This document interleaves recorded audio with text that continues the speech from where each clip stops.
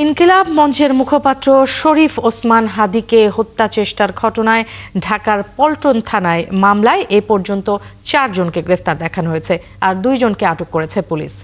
ডিএমপির গণমাধ্যম ও জনসংযোগ বিভাগের উপ পুলিশ কমিশনার মোহাম্মদ তালেবুর রহমান সোমবার এ তথ্য নিশ্চিত করেন। তিনি জানান, ঘটনার 2 দিন পর রবিবার মধ্যরাতে হত্যা চেষ্টা, সংঘবদ্ধভাবে পরিকল্পিত অপরাধ, আগ্নেয়াস্ত্র ব্যবহার সহ বেশ কয়েকটি ধারায় মামলা করেছেন ইনকিলাব মঞ্চের সদস্য সচিব আব্দুল্লাহ আল জাবের।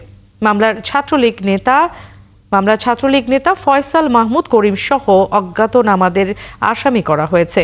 এ ঘটনায় র্যাবের ধরা মোটরসাইকেলের মালিক হান্নান, প্রধান অভিযুক্ত ফয়সালের স্ত্রী সামিয়া, শ্যালক শিপু ও বান্ধবী মারিয়াকে গ্রেফতার দেখিয়েছে পুলিশ।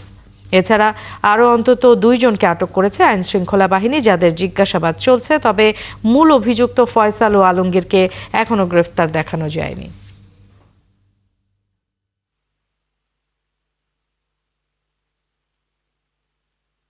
এই মামলার সন্দিগ্ধ হিসেবে র্যাব কর্তৃক 4 জন আমাদের কাছে হস্তান্তর করা হয়েছে।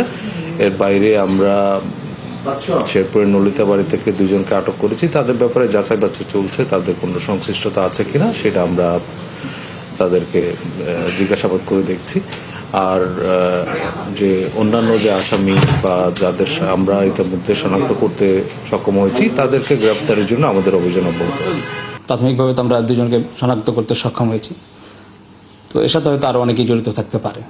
তো এনে তদন্ত অব্যাহত আছে। ইতিমধ্যে মামলা রুজু করা হয়েছে, গতকাল থানায় মামলা হয়েছে এবং ইতিমধ্যে মামলা ডিবিতে হস্তান্তরের আদেশ হয়েছে, আমরা হস্তান্তর করছি। তো তদন্ত সাপেক্ষে বলা যাবে কি বা কারা জড়িত এবং কার কি ভূমিকা ছিল।